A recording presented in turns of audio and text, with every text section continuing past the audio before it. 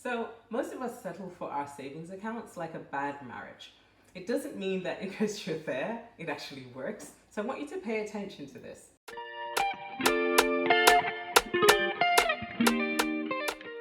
Now, if you have a savings account that is not giving you the best interest rate that you could get on the market, ladies and gentlemen, I need you to pay attention to this. There are savings accounts out there that would be more beneficial for you to be in. So I want you to take the time and we're going to go through what we can find on the market today. Now, this is August 2024. This video, if you're watching it at a later date, I want you to continue watching because guess what? I'm going to show you methods that you can use to search for these things online, and we'll do it together. Now, we don't have to settle with our local banks. And do you know what, ladies and gentlemen? Banks actually count on us to stay with them. You won't know what other people are paying in terms of interest or what they get paid, but the reality is it's very easy for us to say, you know what? I'm with X bank, I'm going to stick with them for life. They hope for this. But our job as financially savvy people is to make sure that we actually search the market on a regular basis for accounts that are offering more. And let's take the time to actually delve into this today so that we can understand better. So we need to dig into this and actually find out the best bank accounts that serve us, right? We earn our money. We need to be in control of what we get back from it. And that's what some of these high yielding accounts do. So let's jump in. So as promised, guys, I mentioned that I would talk to you about savings accounts and the different types of savings accounts that we have. So the first thing that I want to mention is to open a savings account in the UK, you need to be 18 years old. You can open an ISA from the age of 16. However, most savings accounts require you to be 18 years old. Now, there are multiple types of ISAs. We've talked about those, and I'll show you a video here that you can actually take a peek at to understand what kinds of ISAs that we have here. However, a few of them are cash ISAs, stocks and shares ISAs, lifetime ISAs, and most of these are tax-free. So you have a tax allowance associated with that. I would recommend that you watch that video so you can dig deeper. So one of the things that I also wanted to mention is the fact that there aren't many high interest savings accounts now because the rates are going down. They've been low for a long time as well. One thing to remember is that the rates went a little lower on the 1st of August, so there's a good chance that you might not have anything that you'd class as high yielding. But I'm going to share with you what is available on the market and we could take it from there. Actually, a few advantages and disadvantages of the savings accounts that we have. So the pros are that they're very easy to open. Most of the time, as long as you have a current account with a bank, you can automatically open a savings account. In addition to that, you have the fact that they accrue interest, so you make money work for you. And that's one of the things I always promote. We don't want to necessarily have to work for all the money that we have. We want money to work for us. The whole goal of having money is to put it to work, tell it where to go. That way you can make sure that it's growing for you. Some savings accounts allow easy withdrawals. This is kind of cool because the bottom line here is that if you lock your savings account and you can't access your money, there are challenges there. You might need money all of a sudden, and now you're going to go borrow money at a 24% interest rate. Sucks. So bear that in mind. And of course, some savings account you can open with as little as £1. So it doesn't have to be a whole lot of money, £200, £300, not necessarily. Some accounts you can literally open with £1. And we want you to start as soon as you can. So if £1 is what it takes, go ahead and get started. The last advantage is that all savings accounts are typically protected by the FSCS. The FSCS, and that protects your money for certain levels of deposits. So go ahead and do your research there. I'll put some information in the comments below so you can understand what the FSCS does and how much of your money it protects for a savings account that you might have access to. Disadvantages of savings accounts. Interest rates at the moment are very low. I mentioned that earlier. So you're not going to get as high yielding as you'd want unless you have a lot of cash to put into that savings account. So the low interest rates are not helpful. Another thing to remember is some accounts may charge penalty for withdrawing money. I talked about this earlier. They might actually say to you, if you want to withdraw money prior to the date of your account maturing, unfortunately, they're going to charge you for it because they had prepared to actually hold your money, trade your money on the markets, grow that money for X amount of time without interruption. You taking it back interrupts that process and means that they're going to lose money. So therefore, they're going to pass that loss on to you. That is what a penalty means. And so also some savings accounts have monthly fees. Check for these before you sign on the dotted line, because the reality is you don't want to have to pay money to save your money. Okay, I don't recommend doing that. So if you find that an account has a fee, a monthly fee, that is going to eat into your profit or any growth that your account would make. So just make sure that it doesn't have a fee. If it has one, my friends, walk away. There are many accounts that do not have fees, and you don't have to pay to save your money. Last but not least, the amount that you save can be limited. Now, I find this to be really interesting because there are certain accounts that allow you to put a maximum of 250 into those accounts every single month. If you have 251 pounds or 250 pounds prior to the date that you're supposed to put your maximum in, it won't let you put it in. All of these counts exist with every single bank, I'm sure, where they say, okay, we'll pay you X amount in interest, but you can only put this much in. And usually they last for about 12 months and you got to go ahead and renew them.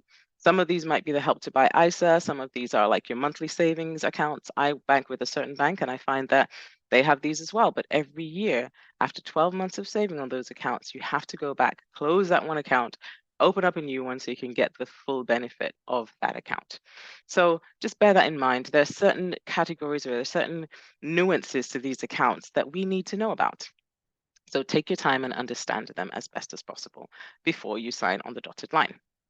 Now, I'm going to share with you something from Martin Lewis's account, Money Saving Expert, which I find really cool. So these are earnings on savings accounts up to 8%, which are pretty cool. That's a good amount for a day like today. So this is the 3rd of September when it was updated. So this is bang up-to-date information.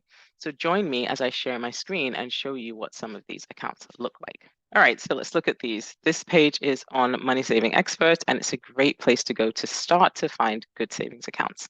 Now, the top line I want you to pay attention to, you have the provider here, you have the rate. Now, pay attention, is this a fixed rate or a variable rate? Very, very important information to maintain and to make it a good decision. So is it fixed or is it variable? We'll see along the columns that we look at. Maximum monthly deposit. This is where you see how much you can put into an account. Now, because I've seen the way that they typically run these accounts is that they operate for 12 months at a time, and you have to start a new one. And there is a maximum monthly deposit. Those are the two things you need to pay attention to. How long do you have the account for? And 2, what's the maximum monthly deposit? That limits how much you can save because they want to manage their costs, I presume, but that's the way I see that some of these accounts operate. Can you skip months? This is so important because if you commit to making a deposit into these accounts for 12 months and you realize that you can't do it, and then you find yourself in a position where you can't make that deposit, what happens is sometimes, and I'm not saying all the time, sometimes there is a penalty for withdrawing your money. Super important to pay attention to. Is the penalty, is the withdrawal penalty free? If it's not penalty free, you want to reconsider, decide if this is something you actually want to sign up for. And then you can decide, it also tells you how to open the account, whether you need to go into a branch, if you can do it online, whether you can do it with the post office or online or through the post, etc. So these are all things you need to consider before you go ahead and set up a savings account. So let's talk about the top 6 that he actually outlined for us. And I find these to be pretty cool. But of course, each of them has information you need to pay attention to. So let's go ahead and walk through them. The first one, and the highest paid, was, it's not the highest paid because there are quite a few of them that are 7%. First Direct, 7% fixed rate for 1 year. Fixed rate for 1 year. Super important to remember. This is fixed rate. So whether you go up or down, it is what they're going to pay unless you make a withdrawal early. So let's pay attention to that. So we have the 7% fixed rate for 1 year, fixed rate for 1 year. £300 is the maximum deposit you can make. But you can't skip a month. The answer to that question is no. Can you skip months? The answer is no. You have to put a minimum of £25 in. So for example, if you're in a situation, you find out this month you're in a bind, you have more than you normally spend, you can put in your minimum, or rather you can put in that minimum of £25. It has to be done. Otherwise, you lose out on that 7% rate. Now, the other thing that could make you lose out on the 7% rate is the fact that, for example, you want to make a withdrawal. If you make a withdrawal, it automatically requires that you close the account. You can't do a penalty-free withdrawal, but it says also if you close early, you will only get 2% interest. This is so important. If you close that account early, instead of getting the 7% that you were promised, if you break your promise when you made the commitment, it takes your interest rate down to 7 to 2%, from 7% to 2%. It's kind of rough. And you can only open this account online or through the app. Now, the cooperative bank, 7% is what their rate is. It's variable. So it doesn't mean it's going to be fixed for the 12 months. It could change if the rates go down, for example. Maximum you can put in is £25. You can skip months, which is the yes answer, which I think is good. If you're in a situation where your money fluctuates, you can sign up for this one. But then, of course, you have the penalty-free withdrawals. It says, yes, you can do penalty-free withdrawals, which I think is great. So what I'm trying to open your eyes to, folks, is the fact that just because you bank with Barclays or Lloyds or Co-op, you don't have to stick with them for your savings account. You can open up savings account elsewhere, which I think is great. Go where the money is, my folks. We're not necessarily loyal to these banks. We're going to find the banks that give us the best deal. So let's continue looking at this. Skipton Building Society, you must have been a member before January of 2024. So this eliminates a lot of us as far as that loyalty is concerned. If you haven't been a member with Skipton, you can't get this deal. Fixed rate for 1 year, £250 maximum is what you can put in. Can you skip months? Yes, but early closure is no, you can't do a penalty-free withdrawal, but early closure is permitted. So for example, if you're putting this money in January, February, March, and then in April you realize you can't put the money in, what happens? They automatically will close that account for you. And of course, they'll just give you your money back. I don't know if there's a penalty there. It says penalty-free withdrawals, no. If you do the early closure, I'm not sure whether you get charged for that. So that's a question you want to ask Skipton. Okay, how can you open this? This one has quite a few varieties. So online, the app, the branch, phone, and post, which I think is great, especially if you're probably someone who's not as technical, who's afraid of online services in some ways. Older people can be. Pay attention to that. You can use Skipton as long as you've been with them since January 2024. Okay, nationwide. Now, 6.5% variable rate. So it's a little lower than all the other ones, and it's variable, so not as good a deal. The maximum you can put in is 200. We had 300, we had 250, we had 250 here. This one only allows you to put in 200. Not as good, I guess. And then you have, can you skip months? The answer is yes. Penalty-free withdrawals allowed? Yes. You can do 3 a year, which I think is awesome. I really like this one because it gives you the amount of withdrawals you can make. Some of them say you can make as many as you want, but this kind of limits it. So I feel this is pretty good. It says, okay, yes, you have some flexibility. You can put the money in, you can skip months, but the best thing about it is that, you can take only 3 withdrawals a year, which is great. It's not so bad. Okay, and you can open it online via the app. You don't need to go into a nationwide bank to do this. Lloyds. So with Lloyds, you need to have a Club Lloyds account, which is a paid account. So I think you pay, it's probably about £3 or something like that every month. I'm not really sure. If anyone finds out what that payment is, put it in the comments below. But you have to be a paid bank account person, basically. And I don't see why I need to pay to put money into my bank account. So I struggle with this idea with Lloyds, unfortunately. 6.2%, 6.25%, even lower than everyone else. 400 is the maximum you can put in. Great, they're willing to take in more, but you're paying for it. That makes no sense. It takes away from your interest. All right, what else can you do? You can skip months, you can make penalty-free withdrawals, and you can do it. You can open it online using the app or the branch or the phone. Great. So they have a lot of flexibility there. But I'm not digging this one very much because I feel like there's just it's a little bit annoying, the fact that I have to pay to put my money in a bank account. Not feeling that. And then last but not least, the last one I'm going to address of the 6 is NatWest and RBS. 6.17, a little bit lower. Variable. 6.17 variable. Up to £5,000. Maximum deposit is 150. Very little. If you wanted to save more. So depends on where you are in terms of saving. 150 you can do, but you're getting a lower rate. So these ones allow more. So I would consider the ones higher on the list. Can you skip months? The answer is yes.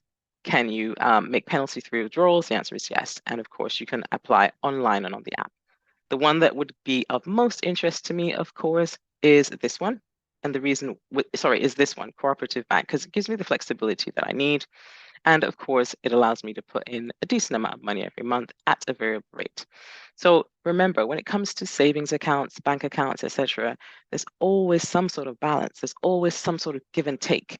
So if you have a fixed rate, for example, you may not be able to have a withdrawal, which will be penalty free, which happened here with First Direct. With this one, for example, cooperative, you have the 7%, but it's variable. So there are always give and take possibilities here. So just take that and bear that in mind. So out of curiosity, I'm going to go click on this one that says Cooperative Bank, and we'll see exactly what it says when we look at it. And here it says put away between 25 to 300 a month for a regular savings account, and we'll give you a fixed rate of 7% interest for 12 months. I think that's great. This is really good. So I want us all to pay attention to this and see if this is something we can do.